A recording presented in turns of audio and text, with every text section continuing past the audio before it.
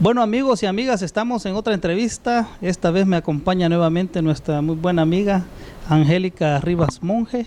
Vamos a platicar, Angélica, bienvenida. Muchas gracias. Bienvenida. Muchas gracias. Vamos a platicar acerca de la visita de la Comisión Interamericana de Derechos Humanos. Así es. Vamos a hablar de la Ley de Reconciliación y pues también un tema muy importante que es la masacre del Mozote.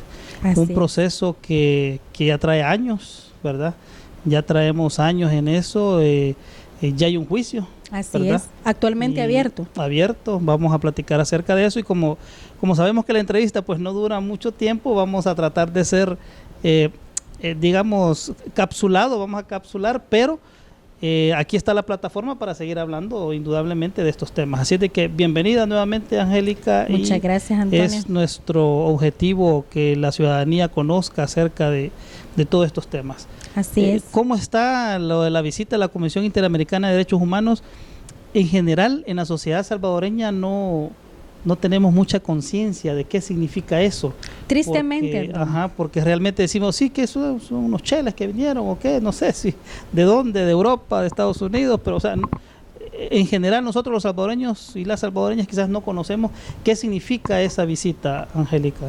Sí, bueno, para la población estas visitas son trascendentales para el desarrollo de los países, para la promoción de los derechos humanos. Tristemente, como usted dice, por la falta de educación en derechos humanos, la ciudadanía no tenemos claridad de la trascendencia o la importancia.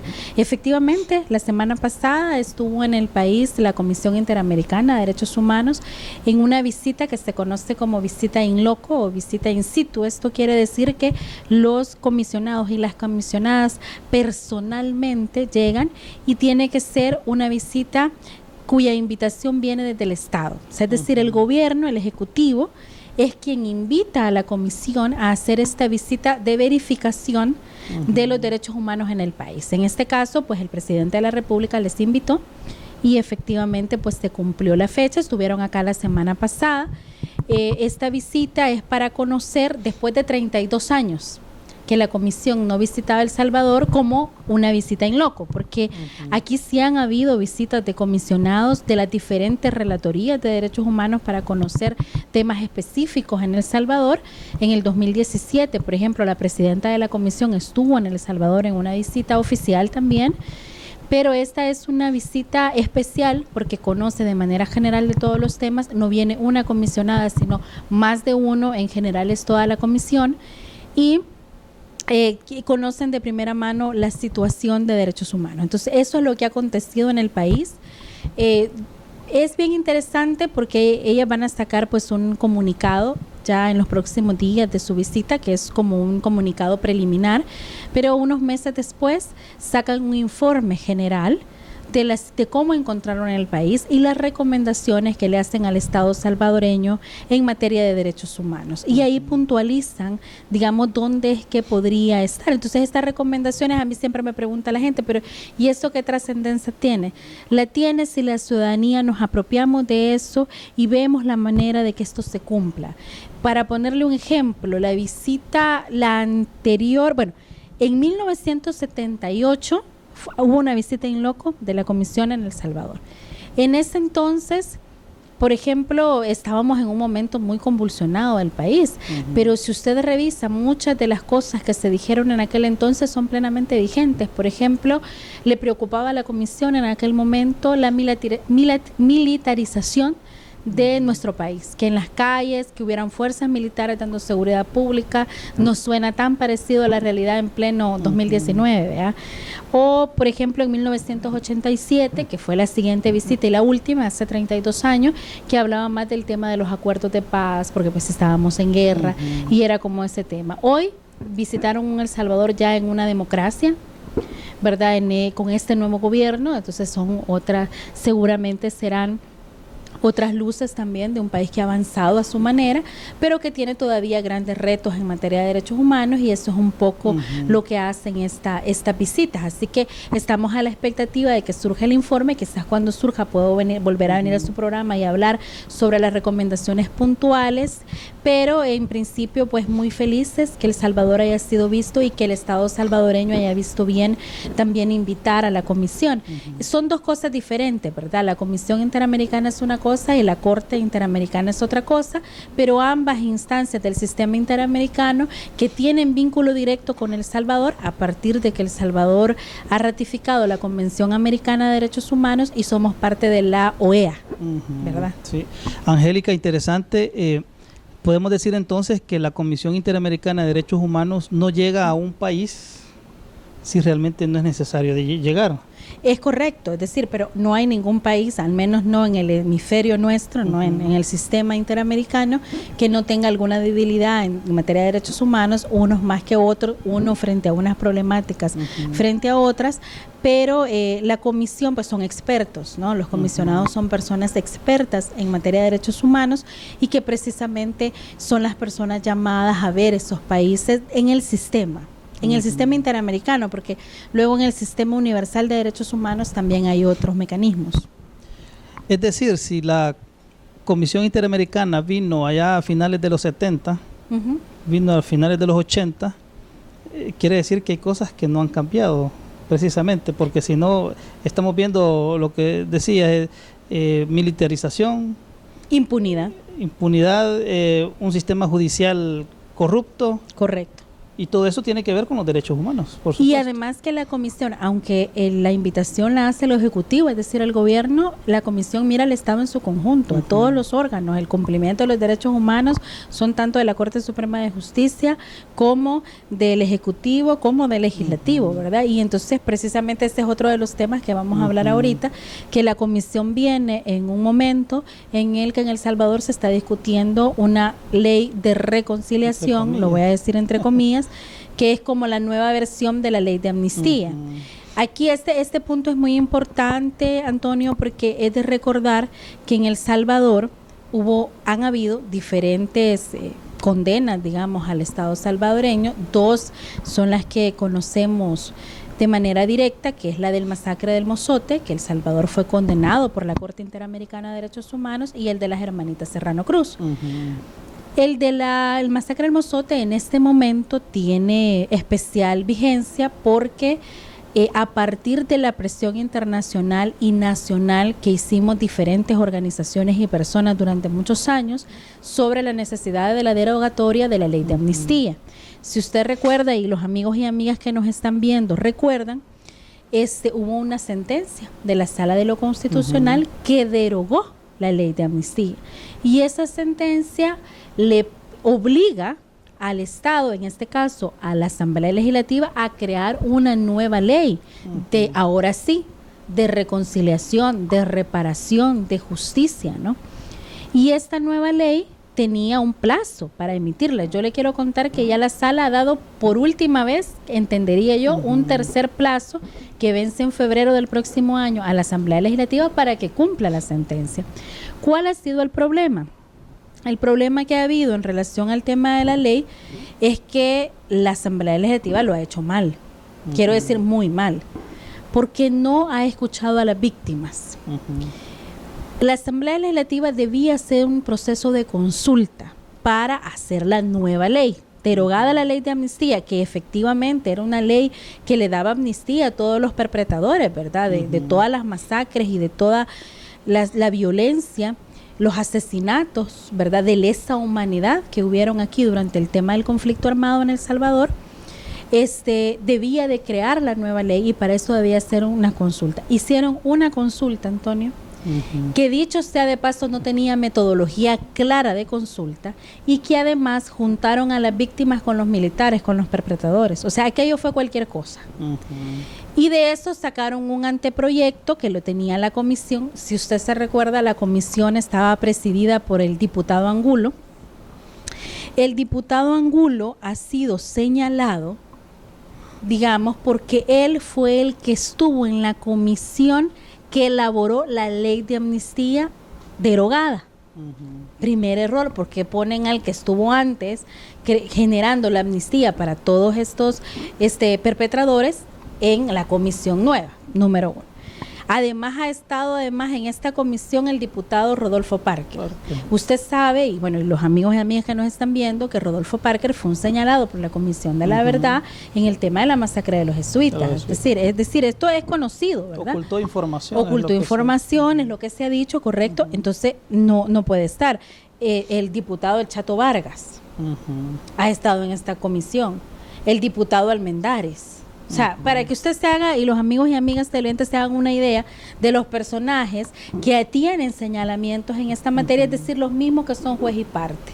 Entonces eso ha entrampado, y aquí han habido organizaciones y gente en materia de derechos humanos que ha estado en total oposición de que se apruebe una ley que tenga estos sesgos de que al final va a ser otra ley de amnistía, ¿verdad? Entonces tenemos que recordar, y yo ahí sí quiero puntualizar, es que tenemos que llevar justicia y reparación a las víctimas. Por ejemplo, en la masacre del Mozote, que por cierto, los amigos y amigas que nos están viendo no saben, pero estamos grabando este programa un 11 de diciembre. Hoy es un aniversario más de la masacre. Fue un 11 de diciembre de 1981 que sucedió esa masacre, y que en 1982, donde una sobreviviente la hizo público a través de un reportaje de un periódico estadounidense, la trataron de loca, Antonio. Rufina Amaya. Es correcto. Le dijeron, usted no sabe, esta señora se le murió la familia, y ella está diciendo que se la mataron y quizás no está bien de la cabeza, pero las víctimas sobrevivientes de esta masacre han tenido todos estos años de estar haciendo el llamado y de estar en resistencia, Antonio, frente a esto que sucedió. Entonces ya hay una sentencia, ¿verdad?, de la Corte Interamericana de Derechos Humanos. Aquí usted sabe que el expresidente Funes fue y lloró allá y toda aquella historia que ya no sabemos, pero todavía no se ha cumplido, ¿verdad? El plazo que dio la Corte Interamericana para el cumplimiento era hasta el 2017. Estamos en el 2019 y todavía no se ha cumplido del todo. Pero han habido algunos elementos. Este año, por cierto, vinieron jueces de la Corte, 2 jueces de la Corte Interamericana a verificar el cumplimiento. Yo tuve la oportunidad de ir, me desplacé hasta Morazán porque quería estar en un momento histórico, ¿verdad?, donde se viniera a verificar el cumplimiento. El gobierno, en ese entonces era el gobierno anterior, montó todo un evento, ¿no?, de rendición de cuentas, donde los mismos habitantes de la zona, sobrevivientes, familiares de todas estas personas asesinadas, daban cuenta de que aunque habían avances, hacía mucha falta. Por ejemplo, estaban construyendo el instituto, todavía no estaba hecho, pero nadie había pensado en el transporte para los estudiantes de más lejos para que fueran a clases. Es decir, todas estas cosas que la unidad de salud, aunque estaba bien bonita, había un tema que las víctimas estaban diciendo que necesitaban más salud mental, es decir, habían elementos. Yo hice todo el recorrido con los jueces también, y entonces nos podemos dar cuenta que aunque la justicia ha llegado, no a través de la justicia salvadoreña, ¿verdad?, sino a través de la Corte Interamericana de Derechos Humanos, todavía tenemos mucho más que hacer. Y la trascendencia de esto es que tenemos que dar justicia, dar reparación a las víctimas, porque la impunidad de ayer es la impunidad de ahora. O sea, no podemos hacer borrón y cuenta nueva, porque es lo que la gente dice, la famosa frase de perdón y olvido, ¿verdad? Pensar en que vamos a dar borrón y cuenta nueva y comencemos de cero, no podemos. No podemos, porque por eso tenemos la sociedad que tenemos hoy por hoy, Antonio, porque no hemos sanado, porque no hemos curado, porque no hemos trabajado la salud mental de la población, ¿verdad? Y luego nos quejamos de las realidades que tenemos en nuestro país. Tenemos que, y además porque esas víctimas, esos familiares, esas sobrevivientes se merecen la verdad, se merecen justicia, como todos, ¿verdad? Entonces, en ese sentido, la masacre del Mozote ha sido pues sumamente, digamos, conocida internacionalmente a través de una sentencia, pero a partir de la derogatoria de la ley de amnistía se abrió un proceso en el oriente, allá en Gotera, que actualmente está en fase de instrucción, ¿verdad? ¿Qué es lo que ha pasado en los últimos días? En los últimos días lo que ha pasado, bueno, en este caso, para decir, hay 17 militares que están siendo procesados. De estos 17 militares, 3 ya fallecieron. pero estas personas no son quienes dispararon, ¿verdad? Es decir, los ejecutores directos, sino que estos son los altos mandos de la Fuerza Armada que estaban en aquel momento, que crearon el plan, ¿verdad? Para asesinar, para cometer esta masacre, y que por muchos años se ocultó toda esta información. Entonces, este proceso está ahorita en fase de instrucción. Lo último que ha pasado es que hay 2 testigos exmilitares, ¿verdad?, que han sido testigos protegidos por la Fiscalía, que precisamente han dado cuenta de todo lo que pasó y que eran órdenes de arriba. Es que es claro, ¿verdad? Qué bueno que lo digan los testigos, pero cae por su propio peso de lógica pensar en que una masacre que mueren más de 1,000 personas, donde pasaron todos esos vejámenes, no es que hoy se levantaron 2 militares y se les ocurrió ir a perpetrarla. Venía de órdenes de arriba, directas. Y bueno, y lo que ha pasado es que, bueno, también eso se suma al proceso que ya venía la jueza, el juez, que era, bueno, ya hay peritajes de balística de la zona, digamos, toda la parte de testigos, las víctimas, innumerables testigos ya desfilaron, estos nuevos 2 testigos que son los exmilitares, y otros que han llegado a alegar demencia, a decir que no se acuerdan, que ellos no saben, que... Y bueno, y lo importante que creo que esperemos que en esta resolución nueva que haya en los tribunales salvadoreños, porque esta es justicia nacional, también se vea toda la violencia que sufrieron las mujeres. Usted sabe que yo soy feminista y tengo un foco puesto en el tema de los derechos de las mujeres, y ahí, por ejemplo, en El Salvador, durante el periodo de la guerra, hubieron muchísima violación sexual, que es una práctica en la guerra. En el caso de Guatemala, quedó más evidenciado, incluso lo ponían los militares en los planes, ¿verdad? Y eso en el caso de El Salvador, esto no se ha verificado, pero sabemos que existía.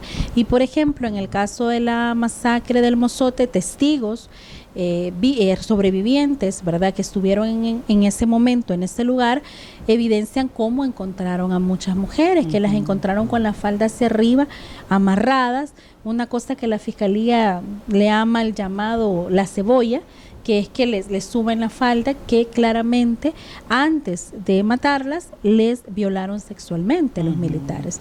Y esto es algo que hay que decirlo, que está en la historia de nuestro país muy triste y que nadie la está viendo, ¿verdad? Que las mujeres sufrieron otros tipos de violencia también, porque es una forma militar, digamos, en tiempos de guerra, de someter a las fuerzas insurgentes, a los enemigos, a través de la violación de sus mujeres, de sus hijas, de sus familiares. Sí. Y esto también se vio en el Mozote, ¿verdad? No ha quedado evidenciado del todo, aunque lo sabemos, y esperemos que en esta nueva justicia salvadoreña esto sí se evidencia, quede claro y se exprese también por la verdad de las víctimas.